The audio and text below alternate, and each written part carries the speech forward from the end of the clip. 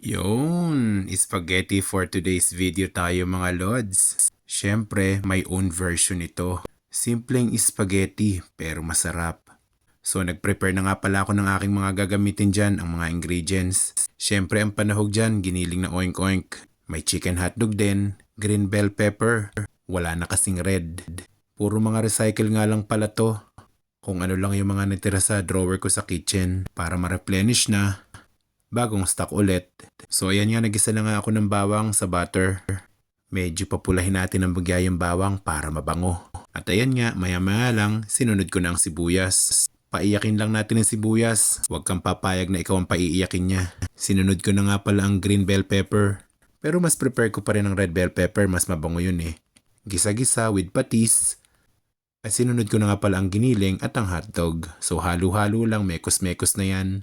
Napaka-simple nga lang pala ng spaghetti ko. Simple pero masarap. Parang ako. Natawa na naman ako sa kalokohan ko.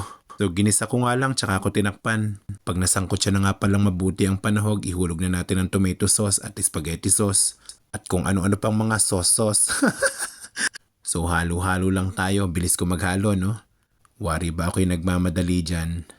Di ko alam kung gusto ko na bang kumain o gusto ko lang matapos agad. Nilagyan ko rin ng konting iodized salt at saka konting red sugar.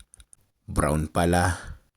Halo-halo nga lang tayo dyan. Maya-maya lang ihulog natin ang evaff milk. Pampalasa yan. Ganyan ako magluto ng spaghetti. Pero optional yan.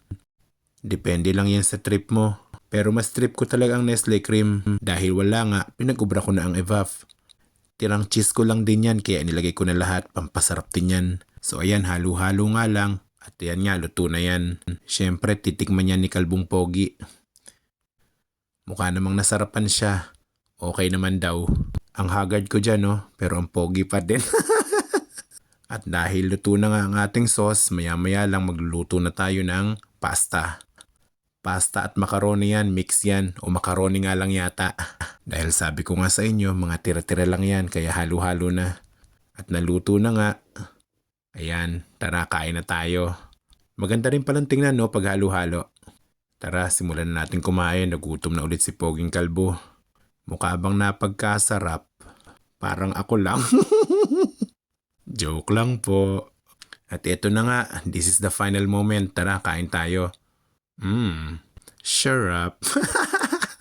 Yun lang mga lods, maraming salamat sa panonood. God bless. Thank you. Bye-bye.